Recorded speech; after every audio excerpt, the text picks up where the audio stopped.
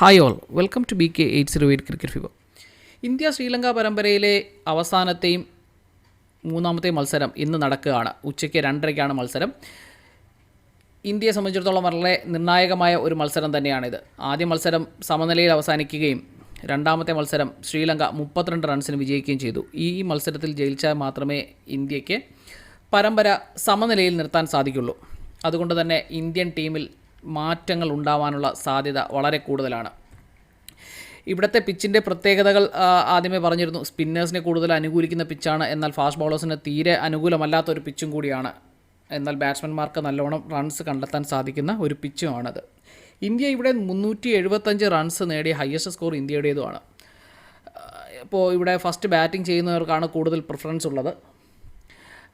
ഇവിടുത്തെ ഒരു ബാറ്റിംഗ് പറയുകയാണെങ്കിൽ 50% ബാറ്റിങ്ങിനെ അനുകൂലിക്കുന്ന പിച്ചും സ്പിന്നേഴ്സിനെ ഒരു 35% അനുകൂലിക്കുന്ന പിച്ചുമാണ്. ഫാസ്റ്റ് ബൗളേഴ്സിനെ ഒരു 15% എന്ന് മാത്രമേ പറയാൻ സാധിക്കുള്ളൂ. എന്നാൽ ഇതിന് മുമ്പുള്ള മാച്ചസ് നമ്മൾ നോക്കുകയാണെങ്കിൽ, കഴിഞ്ഞ 2 മാച്ചസ് നോക്കുകയാണെങ്കിൽ സ്പിന്നിനെ മൊത്തത്തിൽ അനുകൂലിക്കുന്ന ഒരു പിച്ച് തന്നെയാണ്. ആദ്യം നടന്ന മത്സരത്തിൽ ഇന്ത്യക്ക് 4 വിക്കറ്റ് പേസേഴ്സ് നേടിക്കൊടുത്തപ്പോൾ രണ്ടാം ദിവസം നടന്ന കളിയിൽ 1 വിക്കറ്റ് മാത്രമാണ് സിറാജിന് ലഭിച്ചത്. വേറെ ആർക്കും വിക്കറ്റ് ലഭിച്ചിരുന്നില്ല. അതേസമയം സ്പിന്നേഴ്സിൻ്റെ നോക്കുകയാണെങ്കിൽ സ്പിന്നേഴ്സിന് ആദ്യ മാച്ചിൽ 13 വിക്കറ്റും രണ്ടാമത്തെ മാച്ചിൽ 15 വിക്കറ്റും നേടിയിരുന്നു. അതിലും കൂടുതലും ശ്രീലങ്കൻ സ്പിന്നേഴ്സിന് തന്നെയാണ് വിക്കറ്റ് നേടിയത്. രണ്ടാം ഇന്നിങ്സിലാണ് കൂടുതൽ വിക്കറ്റ് നഷ്ടമായത്.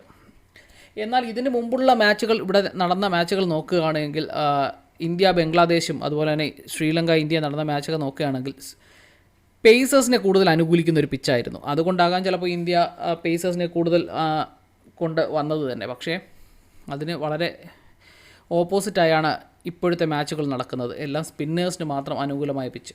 കഴിഞ്ഞ മത്സരം നമ്മൾ നോക്കുകയാണെങ്കിൽ ശ്രീലങ്ക 5 സ്പിന്നേഴ്സിനെ കൊണ്ടാണ് ഒരു ടീം ഇറങ്ങിയത് തന്നെ. അപ്പം ഇന്ത്യയും അതുപോലെ ഒരു മാറ്റങ്ങൾക്ക് തയ്യാറാകും എന്ന് തന്നെയാണ് അറിയുന്നത്. ഗൗതം ഗംഭീറും രോഹിത് ശർമ്മയും അതിനുള്ള മാറ്റങ്ങൾക്ക് വേണ്ടിയിട്ടുള്ള ആലോചനയിലാകാം. എന്തായാലും രാഹുലിന് പകരം പന്ത് കളിച്ചേക്കും എന്ന വാർത്തകളാണ് നിലവിലിപ്പോൾ വരുന്നത്. അതുപോലെ തന്നെ അർഷ്ദീപ് സിംഗിന് പകരം പരാഗിനെ ഇറക്കാനുള്ള സാധ്യതയുണ്ടാകും. അർഷ്ദീപ് സിംഗ് അല്ലെങ്കിൽ സിറാജിന് പകരമായിരിക്കും പരാഗ് ഇറങ്ങുക. ദുബൈയെ മാറ്റി നിർത്തി പരാഗിനെ ഇറക്കുമോ ഇല്ലയോ എന്നുള്ളതൊരു ഡൗട്ടാണ്. കാരണം എന്ന് വെച്ചാൽ ദുബൈ സ്പിന്നേഴ്സിനെ കൂടുതൽ നല്ല രീതിയിൽ കളിക്കാൻ കഴിയുന്ന ഒരു പ്ലെയറാണ്. എന്നാൽ കഴിഞ്ഞ കളിയിൽ ഔട്ടായി പോയെങ്കിലും സ്പിന്നേഴ്സിനെ നല്ല രീതിയിൽ കളിക്കാൻ അറിയാവുന്ന ഒരു പ്ലെയർ തന്നെയാണ് ദുബൈ. അതുകൊണ്ട് തന്നെ ദുബൈയെ മാറ്റാനുള്ള സാധ്യത വളരെ കുറവാണ്. പിന്നെ അർഷീബിനെയും സിറാജിനെയും ഒരുമിച്ച് മാറ്റാനുള്ള സാധ്യതയില്ല. ഖലീൽ അഹമ്മദിനോ ഹർഷിത് റാണയ്ക്കോ ചിലപ്പോൾ ഒരു അവസരം കൊടുക്കാനും സാധ്യത വരുന്നുണ്ട്. എന്നാലും പന്തിനും പരാഗിനും ചാൻസ് കൂടുതൽ കിട്ടും. കാരണം സ്പിന്നിനെ അനുകൂലിക്കുന്നത് കൊണ്ട് തന്നെ പരാഗിനുള്ള ചാൻസ് വളരെ കൂടുതൽ എന്നാണ് അറിയാൻ സാധിക്കുന്നത്. എന്തായാലും 2:30 മണിക്ക് നമുക്ക് കളി കാണാം. Stay tune with us for more videos. Thank U.